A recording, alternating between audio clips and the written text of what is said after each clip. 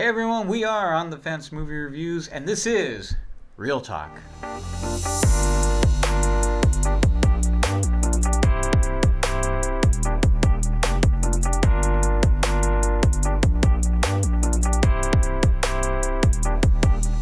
So guys, how's it going? How are we all doing? Are you enjoying our weekend so far? Doing pretty good. It's a long weekend for me, 3-day weekend. So thank the presidents for that. You're all right. Do you get a day off or no? Yes, I do. Good. I work in retail, so unfortunately there are no days off. So I will probably be visiting you at whatever you're doing. Okay. A nice 4-day weekend. So. Oh, okay. Oh, good nice. for you. But anyway. Anywho. There's actually a lot to talk about. I think it's going to be kind of a DC Batman sort of heavy. Possibly. Show, So are we going to go there first? We're going to talk about Battinson? Is that the first topic? Because I know that's what you want to talk about. I want to talk about a lot of things, Yes, Adrian, but you've been texting me all week. I How excited actually- you are. I actually have. Let's jump right into it. Let's do this. Rob, since you brought it up, Yes, I did. Battinson. Yes, I did bring it up. What did you think of the screen test? And I mean, it's just like a 30-second screen test, but I really got a good vibe from what I've seen. Here's the thing, is I'm not, I feel like I've put this on social media a while back, is I was completely behind Robert Pattinson playing Batman because, yes. Why is that? Because, first of all, he's a great actor. So Okay. that's not undeniable. I mean that's undeniable. Like, he's just an awesome actor, and I wasn't worried. Like, everyone's main complaint was him being Twilight. Like, oh, is Batman gonna sparkle? Yeah, 'cause that's what he's known for. So Well, that's what he's known for, but he disappeared for several years just doing independent cinema. Right, but okay, he What disappeared. convinced you that he was a great actor? That's what I was gonna ask you. Just watching his work that was even specifically. What's the, I want to say, was it the Rover? The Rover. The Rover. I really enjoy the Rover. Yeah. And I think Did you see Good Times? I did see Good Times. My wife brought that movie home. Okay. I thought it was no, not Good Times.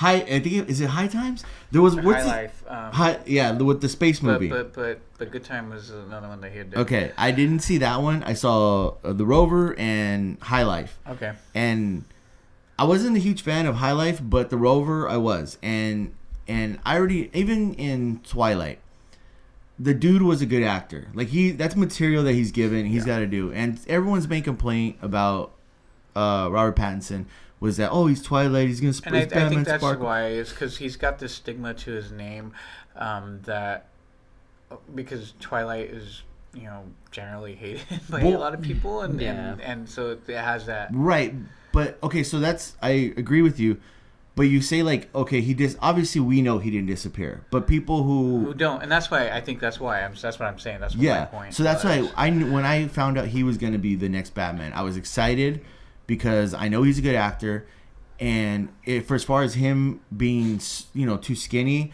the argument I threw out there was, look at Bale before. Well, he did The Machinist. He was. Yeah. I think they said he was 98 pounds when he did that lost movie. So much weight. Yeah. So I wasn't worried about that because they actually said he came back too heavy. I think he came back at 210 when he showed up. You gotta drop weight. Yeah, he was like 210, and they were like, you need to get down to, I think it was like, say, like 190, 180, around there. So I wasn't worried about that kind of stuff. I was just excited that we're gonna get a really good actor to play Batman, and I feel like they're going with the screen test. I feel like they're going the route that I want to see, which is the Batman from the video games, the Arkham series. Yeah, that's one of the things that stood out to me because that's how I got that vibe, like the dark or Arkham Knight. Arkham Knight and Arkham Asylum. And even the Injustice. Yeah. Video games too. I was like, that looks like the Injustice. Who developed those games? Was it Rocksteady? Rocksteady did those games. Rocksteady, and then it turned into WB Interactive, right? Right. They took over because it's a DC property, right? Right. Yeah, they took over. They moved it over. They did Batman Origins, which a lot of people didn't like, but I actually liked that game. I don't know if you played that one. I never played that one. I actually only played the first two. Oh, the first two. It's like Arkham Asylum and then Arkham City. Yeah. And those are both, you know, very phenomenal games, and I love those ones. But that was probably like at the tail end of my gaming life. I think I stopped playing. Yeah, right before you started your family. Right before you had kids and everything. Yeah. But no, that's just But I agree. That's the feel. That's the feel. That's the feel I got. You know, because when you look at the suit, and I don't know if you've seen where because there's also certain videos that have been posted online where they take away the red filter, and it gives you a better. Oh, really? Yeah. It gives you a better look at it. You know, because it's not so dark. So you can get a better look at the suit, and actually, it looked like something from like Arkham, and I liked it because the outfit, it looked like it was like plates of armor, right? You know, and I was like, all right, I'm getting an idea of what we're kind of in for.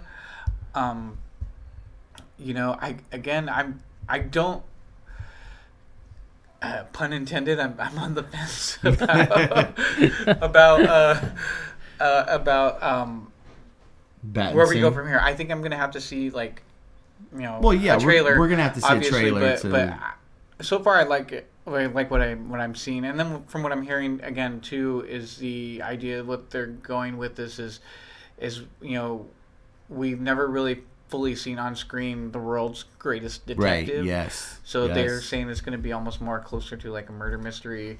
Well, we're obviously going to get that action. Yeah. But that's the one thing I've always wanted to see is Batman like being like that detective sleuth. And going back to the video games, the Arkham video games, that's what, you know, you have the amazing fighting in the video game. But you have all that detective work that he does, and that's what I'm just excited. I'm excited for this movie. That's one of the things why I liked Origins, because they really like honed in on the detective part, and it was really fun and stuff like that. But going back to the test, whatever.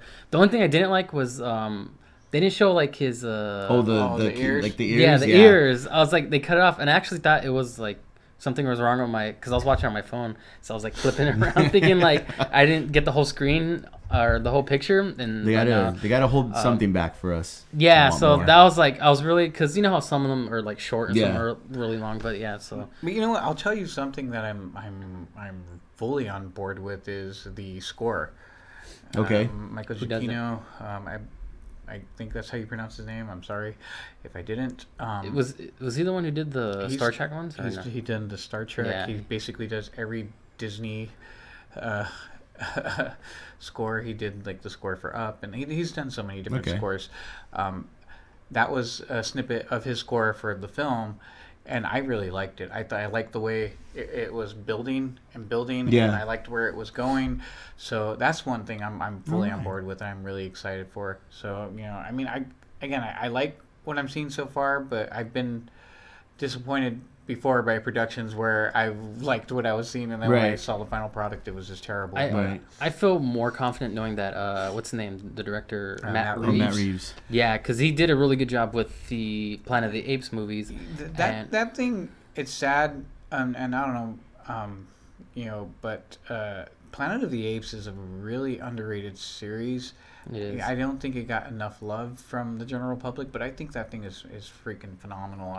You know, the way it ended, the way they, you know, it was very clever, you know, and it left me wanting more. And now that Disney owns Fox, I actually hope that they, in some way, maybe create like an Apes series for the Plus. I think that would be a really good, you know, move for them. You know, they're just gonna Disney-fy it, you know, and like Caesar's gonna show up with a lightsaber. I mean, who knows? Yeah. I mean, yeah, I don't know. I mean, I hope not. But again, I really would like to see more apes. You know, I know we're off topic. We were talking about Batman, and somehow we ended up on Planet of the Apes. Well, because Matt Reeves. Matt Reeves. We're talking about Matt Reeves, but no, that's just a sample of, you know, why. Another reason why I have faith that this movie is going to be possibly a great movie. Yeah. So that's just why I'm excited. I have a question though. Here's your question? Go. Regarding Batman, would you have rather seen them stick with Affleck, or are you prefer them going a different route? And you know what? At this point, with what happened with Justice League, I feel like they kind of destroyed that kind of universe area right there. So I'm okay with them kind of moving on. Hopefully, first and foremost, I want them to do a great Batman movie. Here's the thing with the Batman in Batman v Superman and Justice League. I feel like I got it more in Batman v Superman, but in Justice League I don't feel like they did Batman justice. And so I'm a lot of disappointed when I seen Justice League, because I was like, that's not the Batman that I know. Yeah, because it was weird, because like even in Batman v Superman, like he was really serious and really like all hard and stuff, but like even in Justice League it was a different tone. Like he was making jokes and right, he was like, oh, so like the one where he's like, oh, that's what it feels like. I don't know, he said something like, no, just even like when they're going to do like the final battle, Batman's like, I'm gonna go over here and drive the car away from everything. And I was like, that's not what Batman would do. Batman would be like in the midst. They need him because he's the world's greatest detective. He's possibly the world's greatest mind, and they need him in there to figure out how to win this battle. But he's driving away, leading these monsters somewhere else. And I was like, that's not Batman. Yeah. Now I want my real Batman. I mean, like Bale's probably the best in my mind, but Michael Keaton. I was gonna say, who's the best Batman if you had to pick? For me, Bale. I mean, I first and foremost Kevin Conroy from the animated series. I love. Oh, but yeah. Conroy, if we're gonna put animated in there, you probably could put Conroy up there. That's my Batman. But number 2 is Bale. Bale. I love that Batman. But I have a soft spot for Keaton. Oh, understandable. I liked his Bruce Wayne the best out of all the Bruce Waynes. His Batman per se isn't the greatest, but it still works for me. So I think he's like the most balanced, because I think if you look at all the other Batman, they're either great at one or the other, not like both. And I think he's kind of somewhere in the middle. Like he's decent in both. So and again, that's the Batman I grew up with. So I think he's kind of like number one in my heart. I hear you. Well, anyway. I thought you were going to say something. No, I was going to say since else. We're on the DC topic and the world of Batman, we gave a review of Birds of Prey, and it was dun dun dun. It was in the news this week that they had sort of like changed the title at the theaters, which it just was Harley Quinn, Birds of Prey. Too little, too late, and also. Title doesn't matter when, in my opinion, you put out a not so good movie. Well, yeah, and I think that's the thing is where you got this studio who's thinking like, oh, well, maybe because they don't know what the movie is about. To what you're saying, it's a little too late for that because the movie's already out. Right. Yeah. And I think a lot of things went wrong with it because. One, during the marketing, you're saying Birds of Prey, but you're not telling people, like, nobody really knows who the Birds of Prey are. Right. And then the other thing is that you got, like, it looks like it's geared towards young, like young, almost like teenage girls, like in their early 20, like I'd say probably like 16 to like early 20s. Okay. Yeah. Right. You're kind of making it a hard rated R film. You're kind of keeping them out. Yeah, you're losing a little bit of your audience. So I think that's one of the big things that worked against it. Yeah. But also, I think one thing that worked against it was not good. So well, it's actually and the word of mouth, people probably heard like, it sucks. But honestly, I was looking at the tracking right now for its second weekend. It's actually didn't drop as heavy as I was expecting it to, because it opened to like 33 million, which is really poor. They were expecting like that, they were expecting somewhere like around 45. No, it was like 45 to 50. Yeah.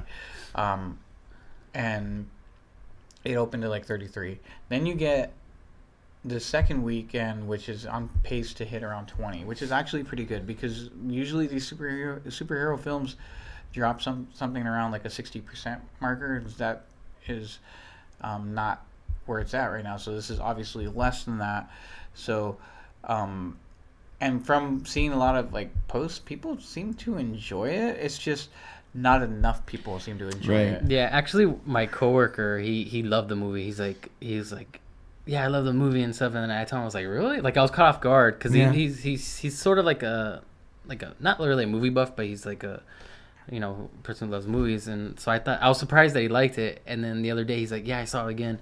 He's like, I loved it. I loved it even more. And I was like, what? I was like, dude. Well, I mean, that's cool. I think the reason why, and that's the thing that was confusing to me. I'm like, why do people love it so much? And I think they just really love the Harley Quinn character. Yeah. And I think Margot Robbie does such a great job. Oh yeah, for sure. And I think also too is just the craziness of it. Like we were talking about it during our review, right? There are things to like about it. Like there are certain moments about the film that you can like about it. Right. It's just in terms of telling like a strong, solid story that is keeping me engaged. Not very good at that at all. I agree. And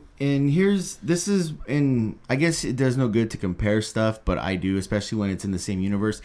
Is like I watched those DC cartoons, like those they're like PG-13. They're a little more on the graphic novel side cartoons, and I really enjoy that Harley Quinn, and those have really good stories. Mm-hmm. Right now, I honestly would love it if they just pretty much made those DC cartoons into live action movies. I feel like they pretty much did that with Aquaman, and Aquaman was like their highest grossing until Joker. I think it was like their highest grossing like comic book movie, I believe.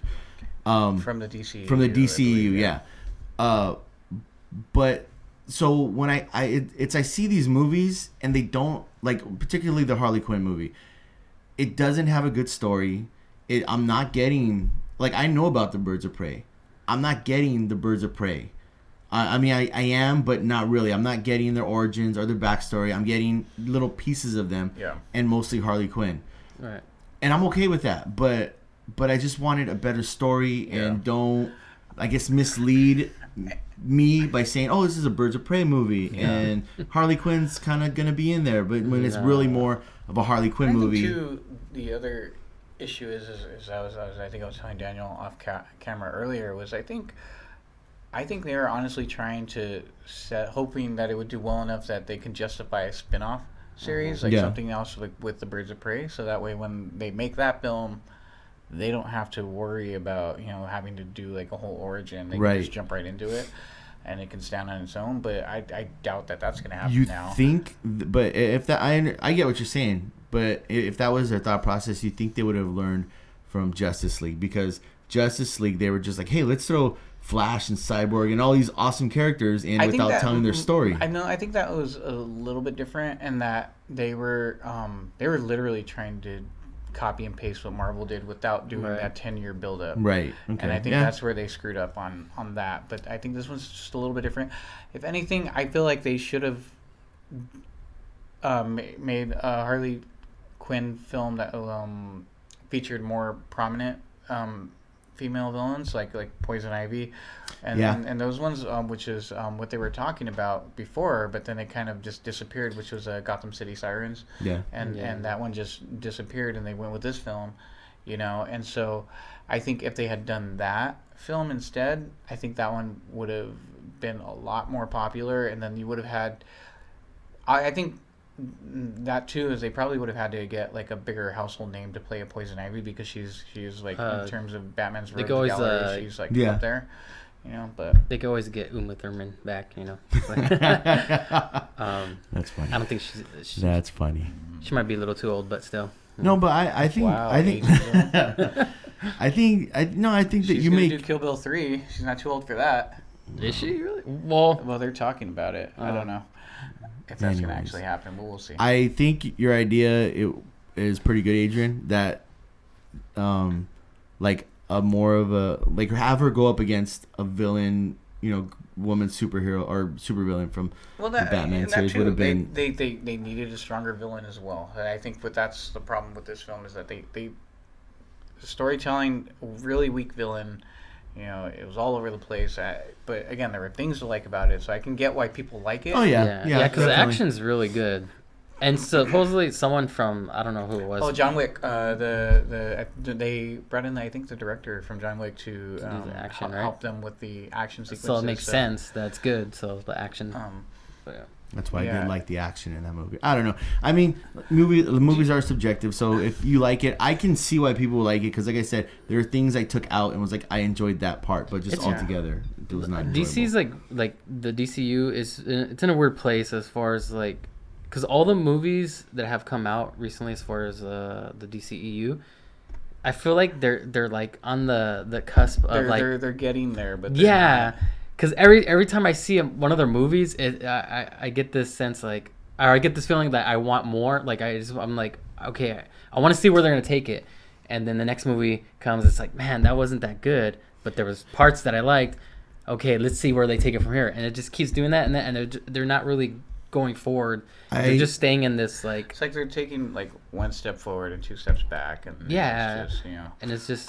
I feel like, I don't know how this would work, but I feel like the people, again, this is just me, whoever writes those stories for the cartoon DC movies, I feel like they need to bring them over and have them write something for like the live action stuff, because those cartoons, granted, really you can do more stuff in a cartoon that you can't physically do in a movie, but that's the stories in those cartoons are better. Even then, you can't really use that excuse too much, because I mean, you have so much CG that you can do with.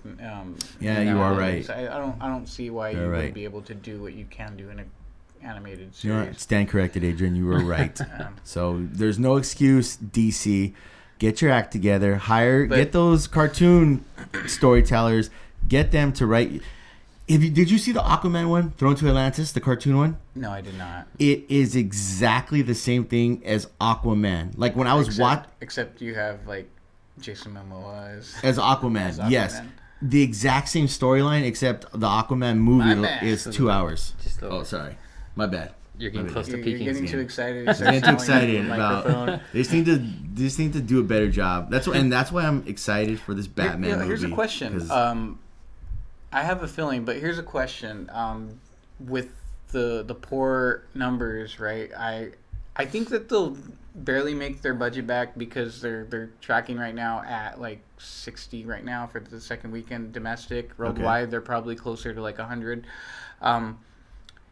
For their rated R films, because they did the Joker, which made over $1 billion worldwide, but that's the Joker, and the story was completely different from any comic book film we've ever seen. Right. But this one, it feels more in the vein of like a Deadpool or something like that, right? They're trying to go that same route, right? Mm-hmm. Do you think the DC films that they have coming up, will this deter them from making the other films rated R? Like, for instance, the Batman. There's some talks of it being a little bit more gritty and raw, right? Where it could possibly get an R-rated Batman film. But seeing how poorly this did, do you think WB will have second thoughts about that? Here's the thing. I feel like you have two cases here where you have the Joker, and I understand you're saying, okay, well, that's kind of in a whole different light, and you have Birds of Prey. Hold that thought. The battery's dying. Oh, okay. So I'm gonna hold that thought. All right, technical difficulties there, but let me answer your question, Adrian. So we have two examples. We have a good rated R movie in the Joker, and we have a bad rated, well, in my opinion, bad rated R movie in Harley Quinn, Birds of Prey, or whatever they're calling it now. I feel like that wouldn't stop DC from making another rated R movie, because look what they did with the Joker. Yes, you look at the rated R on Birds of Prey and you're saying, okay, well, you're kind of like you said earlier, you're limiting your audience because it is targeted to upper teen girls and older, not older women, but young adult women. But if you make a good to great rated R Batman, and that gets word of mouth, I feel like it'll be the Joker all over again, but for a different reason. Like, we all went to see the Joker because it was like to watch this great acting performance by Heath Ledger and what he did with this iconic supervillain, Joaquin Phoenix. I'm sorry, Joaquin Phoenix. I was getting confused there. Yeah, wait, what? By Joaquin Phoenix. Now, if the Batman is great in its own way, like greatly directed, greatly acted, and you have all this stuff that we're all waiting to see. Because I don't know if it's just me, but I'm waiting to see another great Batman. Yeah. So I think we all have been waiting for that. So and Ben Affleck, I feel like he didn't reach the potential because of, I feel like maybe. And it's funny because I'll see a lot of people commenting online about how Affleck's is the best Batman, right?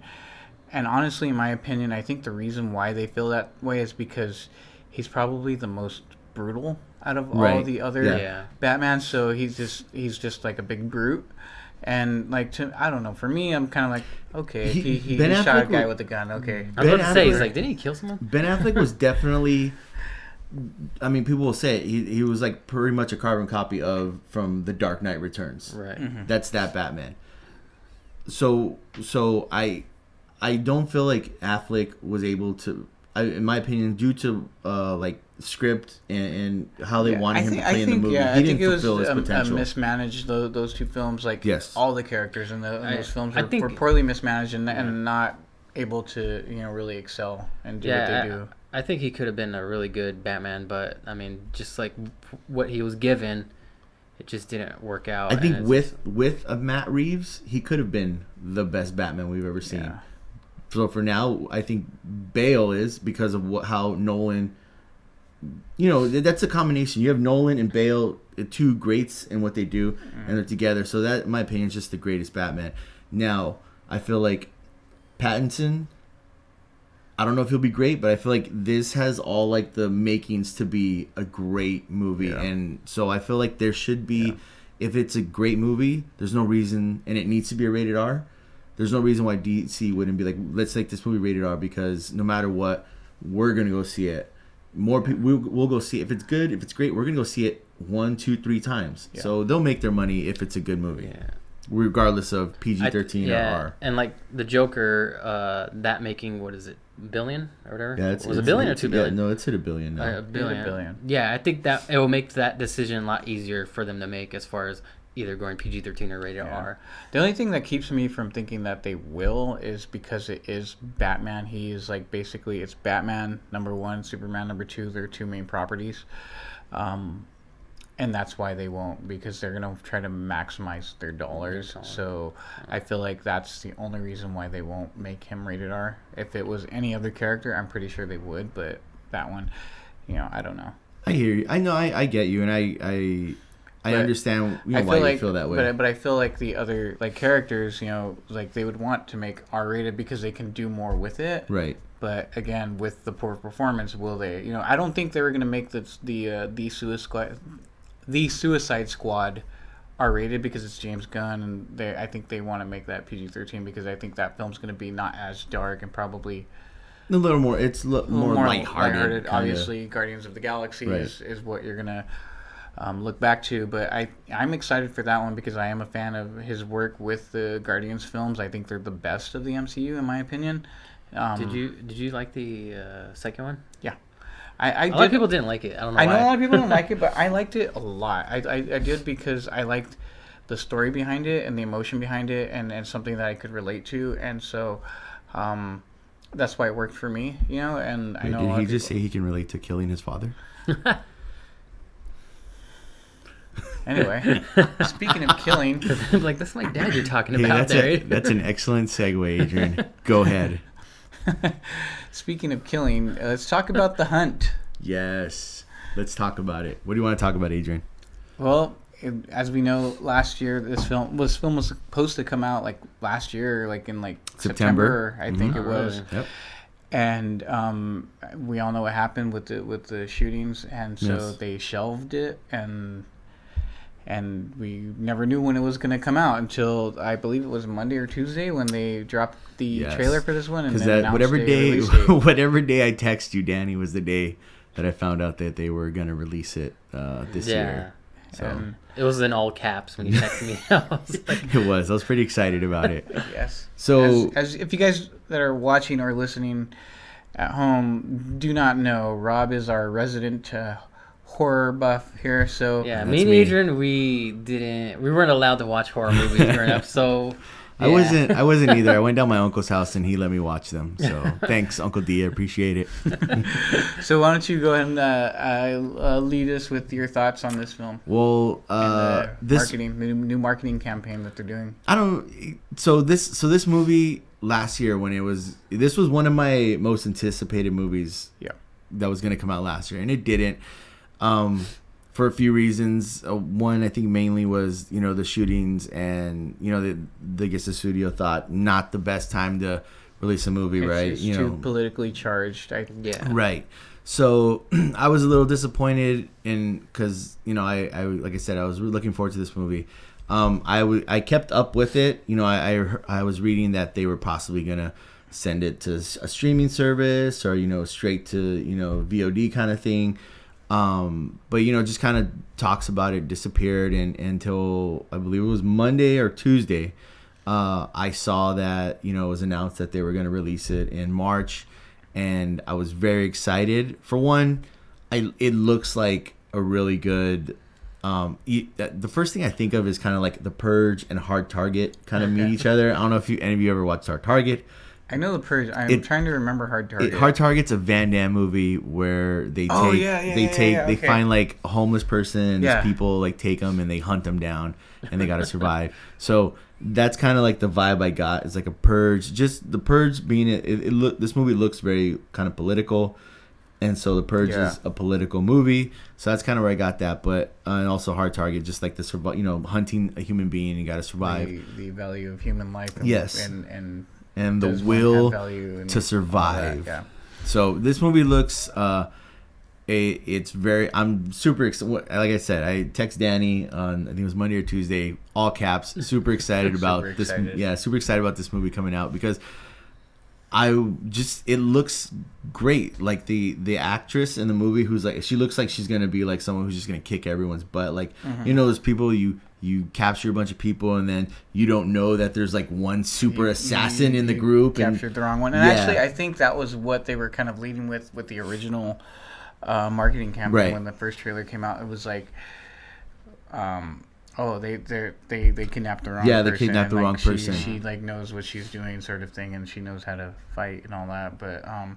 But this new marketing campaign, they're going all in on their politics with this one. So Daniel, what did you think? Well, I actually didn't know anything about the movie until I actually read an article that same day you text me. Okay. I was like, The Hunt. I was like, what the heck? And I read like a portion of the article and I was like, whatever. And then here comes Rob. Yeah, and then like literally, 2 seconds later, dude, let's talk about The Hunt. Like I'm ready. I'm bringing the fire. And I'm like, oh, okay. So then, even up until now, I watched you showed me the trailer before, and then before we started recording, and it actually looks pretty cool. Like I'm sort of in the same boat with Adrian as far as when it comes to horror movies. Like I mentioned a little while ago, like we didn't really grow up watching horror movies, but like. In my adult years, I started watching more and more horror movies, so I'm all for it. I feel like this isn't really like a horror movie, though. I feel like this is more like a satire, political satire. Yeah, I get, because I don't really like people. I don't think like The Purge is like a horror movie. I feel like it's I don't know what you call it. I only seen like one of the Purges. I think it was like the last one they came out with. I didn't like it at all. The first Purge. Yeah, no, I like the first Purge, but it's like a home invasion kind of movie. The second one is more like they're on the streets, but and here's the thing, and I feel like this, I don't know if it's smart, but when they first started promoting this movie, it was like, the marketing was like, they kidnapped the wrong person, and along with the shooting that happened, which why they kind of canceled this movie at the time, there was also there was a political side to this where in the media they were kind of like, this is like elite, they were kind of like taking shots at a certain political side and being like, this is them looking down on us and kind of stuff like that. And so I also think that played a factor into it. Well, yeah, because I mean there are mentions of like I think the amendments in there, right? Right. And so obviously they're probably going to lean in on the gun control issue, right? So I think that's probably why they didn't want to, because they felt like it would have added fuel to the fire of these shootings and saying like, it would make more people angry about it, and so they didn't want to do anything. This is what, and I hope this doesn't offend anyone, but this is what my issue was with that, is that like, I guess it's a movie, like this is art, like we're always like, no one, for whatever reason, there was an issue with this movie, but like I was talking to my wife about this. Like, no one has an issue with John Wick. Like, John Wick kills everyone. But there's not an issue. It just depending, like, who the violence is directed at. Yeah, it depends on the setting. Like, if to quote the Joker, if a gangbanger gets shot, no one says anything. Because it's all according to the plan. Right. But if I say I'm going to blow up one little mayor. It's great, Adrian. But it's true. Yeah, no, because I agree. It's something that like it's expected in that area. But I think when you talk about like random civilians out of nowhere start getting shot and killed, it's like. But I feel like it's more of a bigger deal because of like the type of people that are getting killed, like on a certain political side, right? That's why it's more outrage. I just didn't want it to be like, because I know some people who were like, yeah, I'm glad this movie was coming out, because they were talking about it like in the news and stuff, like, oh, this movie's not coming out anymore because of this reason or that reason, and they were like, oh yeah, this movie, because of how they were portraying the sides in the movie, they were like, oh yeah, I'm glad it's not, because they make this side look good or this side look bad. And I was just like, but this is just like, I understand movie reflects kind of like life and they go back and forth, but this is a movie, and this is, in my opinion, a type of art form, and art shouldn't be censored in any way. Yeah. And but what they're doing now, I feel, is also kind of smart. Is they're how the way you said they changed the marketing. They're going in with it now. With the politics to, I think, draw more attention to it, and I think that's the smartest thing, because now you're gonna get not only the ones that are kind of like on one side, you're gonna get the other side too, like that's curious about like, well, let's see what they're really about. See what they're doing. You're gonna get people who already were on board with it. Like me? Yeah, exactly. And none of that, we're going to get people who are like just ready to bash on it, but it's still bringing people into the seats and stuff like that. So I think it's going to probably outperform what they were originally hoping for. So I think it's a smart move I think it's Universal, right? Yeah, yes. So, excuse me. So I think that's a smart move by them, and I think, I think you just have to make your own opinion. You can't just, because I know people like that where, like, oh, I can't believe they did that, whatever. Oh, did you see the movie? No, but I read about it. Yeah, I'm sorry. I know a few people like that. So yeah, you have to. I think you have to go watch it, make your opinion, and really try to see what are they saying, what are they actually saying. I don't know. To me, some of the best horror films, in my opinion, are the ones that are a little bit smarter and have something to say and about politics sometimes and about society, because it makes it more interesting, right. and you can and they tend to stand the test of time. They last a little bit longer. But yeah, I don't know. It looked good to me. I'm like, I'll watch it and I'll see how I feel about it after. But for me, it's like I agree with you. It's a movie. Yeah, it's just a movie. If you see something like a trailer that's like, well, that's offensive, then don't watch it. Exactly. Because the best way you can hurt a film is by not supporting it. Yeah. The best way you can hurt a studio is by not going to the theater and not supporting their film. Or find like an old tweet from someone from 10 years ago. Yeah, and get them to lose their job. Yeah. But I think it is what it is. Yeah. So, but I'm looking forward to this movie. It sounds like Adrian is as well, and we may possibly are going to go see it together. And possibly. And share popcorn. You found a new venue. Like, it's just right. It's because it's down the street from my house. Then why were you going to the other one? Because I didn't. You didn't realize the other one was closer? No. I knew it was closer, but they hadn't updated anything. So but they still have like Dolby or they IMAX just got Dolby, and so that's why I was like, oh, let me try them out. But the IMAX, they've had the Dolby though. They've had the Dolby for like the last 3 years. But I just never went in there because the seats weren't changed or anything. Like, it was just a picture. So the same thing in the IMAX. The IMAX It's all the seats are the What same. what are you guys talking about? I don't The know. AMC Theater in Santa Anita, and then the AMC in Puente Hills. I'm gonna keep going to the AMC in Puente Hills, just so you know, Adrian. For the because they have He misses you. That's what he wants. They have the I dual know. laser projectors there. Yes, So, yeah. and, So and, don't and the worry, I'm seats are- coming. And the theater room, they just updated that theater room, so it's I'm nice. coming home, Adrian. Don't worry. All right, that's good to know. Okay. But anyways, any last thoughts, guys? Daniel, Rob, anything? No. No, definitely look forward to seeing that movie. The Hunt. The Hunt, yeah. What is it, March what? It's like March 13th or something like the that. second week of March. Yeah, I think it's like March 13th. Second weekend of March. Might be a Friday. I feel like it's a Friday the 13th. Yes. Friday the 13th. Yeah, it's March 13th. Yeah. Yeah. Oh, okay. Boom. So it's just around the corner. Boom. Yep. A few weeks away. A few weeks away. Well, guys, thanks for watching and listening. Our I don't even know what to say now. Like I'm not used to the podcast send off here. How about Rob, why don't you close this out? Well, thanks for listening, guys. Thanks for watching. Appreciate it. Remember to click like, subscribe, follow us on social media on the Fence Movie Reviews on Instagram, and you can follow us on iTunes and Spotify. I feel like I said that already. But also remember, catch you on the fence.